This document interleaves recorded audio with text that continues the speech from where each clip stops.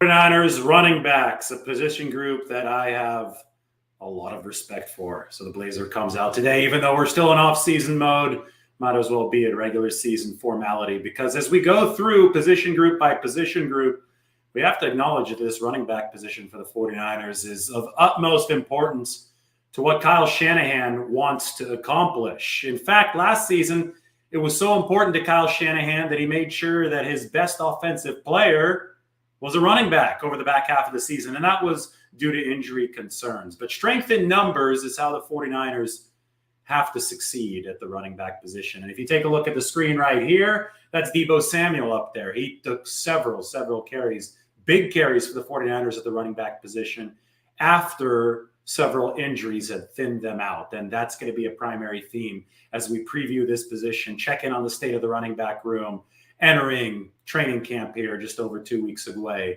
in 2022. So for those of you just walking in, why don't you make sure you like the video, subscribe to the channel, and why don't we talk about some 49ers running backs? The big truth for the 49ers, as I just mentioned, is that they must win with strength and numbers at the running back position. Throughout his entire tenure, and this goes back to before his time with the 49ers, Kyle Shanahan has emphasized speed in the running backs room. He's emphasized explosiveness.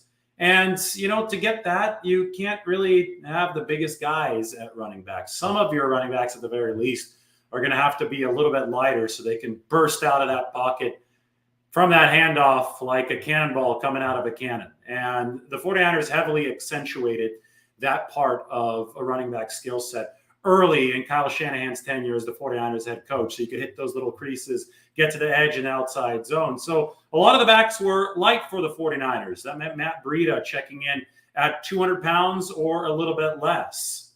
It meant, you could go through time and time again, the 49ers accentuated and emphasized speed over everything else. Raheem Mostert, for example, fastest player in the NFL, if you look at the MPH of the past several seasons. He was a guy where speed was emphasized over everything else. Well, the problem is the 49ers saw a lot of injuries because they were aiming for both speed and physicality at the same time.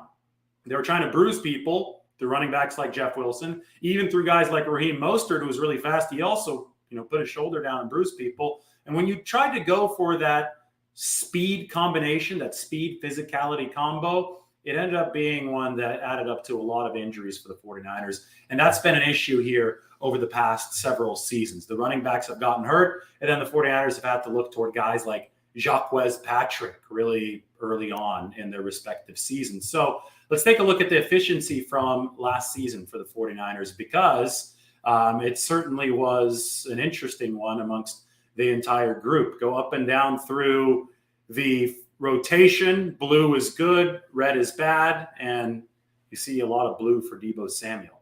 Deebo's the guy that had to come in there and spell injured 49ers. Elijah Mitchell was good last year as a rookie. Jeff Wilson wasn't very good coming off the meniscus tear. Trey Sermon, and a lot of red here on the right side. It's dark red, and the rushing yards over expectation in the third column. These are the more advanced metrics. Far right is elusive rating from PFF. Then Tej Seth, who's a football analyst, does a good job on Twitter online.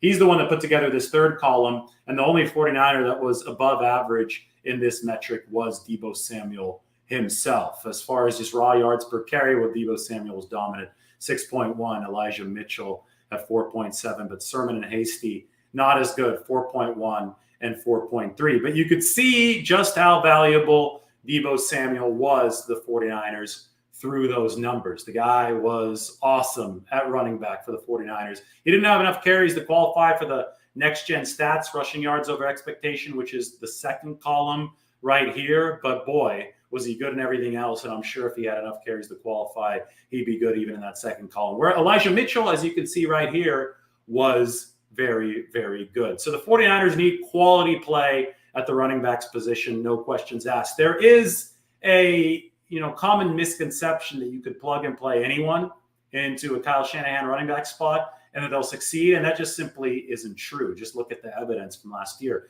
When they were down to Jacques Patrick after all those injuries, the 49ers were ineffective at running back. There's a reason why they had to move Deebo Samuel into the backfield, and that's because you have to have quality weapons at that running back position. So with that in mind, this is why I'm going to open up the 49ers 90-man depth chart this year because things have changed, obviously, over the course of the season as far as their roster goes. And you can see at the running back position, some different names up there. You have Elijah Mitchell, Jeff Wilson, they're obviously back. Trey Sermon's obviously back. We'll talk about him in a bit. Kyle Juszczyk is the fullback, but Ty Davis-Price, running back out of LSU, big body. And then Jermichael Hasty, he's a returner. Hokett, returning backup fullback. And Jordan Mason is a new name out of Georgia Tech. The two guys here in this bluish-green color, those are the two rookies for the 49ers.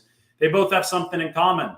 Ty Davis-Price and Jordan Mason are both 220-plus pound players. I talk about Matt Breida back in the day being 198 pounds. I talk about the 49ers accentuating speed and then also trying to get that speed to be physical, but seeing a ton of injuries. Well, it's obviously something they're trying to avoid moving forward because both Davis-Price and Jordan Mason are big backs. I talk 220-plus pounds. And when these guys are so big, well, that's something unusual for Kyle Shanahan. Remember, back in 2017, he inherited Carlos Hyde. Carlos Hyde was a 220-pounder. We talked the whole season in 2020 about how the 49ers probably wouldn't keep Carlos Hyde moving forward because he didn't exactly fit the outside zone scheme. Well, this is an example of the 49ers scheme evolving. Now, will Jordan Mason make the team? I'm not sure. We should pop open the screen again right now. Take a look at the depth of the running back position and then consider the injuries of years past. You can see running back right here and what I've highlighted. Consider the fact that Elijah Mitchell had 5 documented injuries last year, despite the great season that he had. He was banged up because the 49ers were using him so much. Consider the fact that Jeff Wilson wasn't nearly as effective as he had been in years prior coming off the meniscus, so you don't know where he's going to be, and you also have to factor in that he might get hurt again. Consider the fact that Trey Sermon missed some time with injury last year, and you're not exactly sure what kind of back he's going to be. And consider the fact that Ty Davis-Price is a rookie, so he still has to prove himself. And as far as holding up at the NFL level goes, well, there's a decent chance the 49ers get into the depth here, get into Jermichael Hasty, Jordan Mason.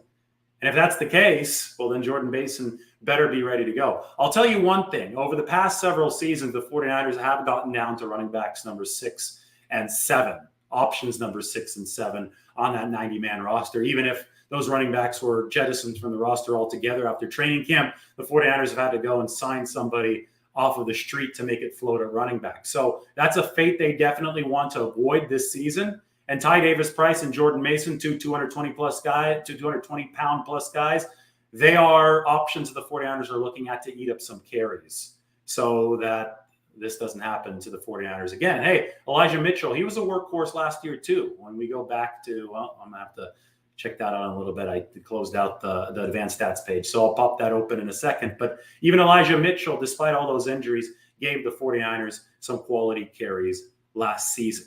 And even Elijah Mitchell and Trey Sermon are bigger backs than the 49ers have had in the past. We're past the 200-pound day of 200-pound days of 49ers running backs. 210, 211, 212 for Mitchell and Sermon. And that's a big deal when you pair it with the 220 for Ty Davis-Price, the 220 for Jordan Mason. Really, the only 200-pound 49ers back now is Jermichael Hasty. And to me, it's questionable that he even makes the 53-man roster. I think it would actually take some injuries for that to happen. So the 49ers will definitely upsize, and I think that fits really well with their new running backs coach, Anthony Lynn. Bobby Turner taking the year off as he recovers from knee surgery. Anthony Lynn's a former 49ers running back in 1995 and 1996, head coach of the Chargers. And, you know, you talk about Mike McDaniel being a schematic mastermind in the run game. Well, Anthony Lynn is a guy who has focused on the run game as well schematically. That might be his, specialty schematically. And he's focused on the power run game.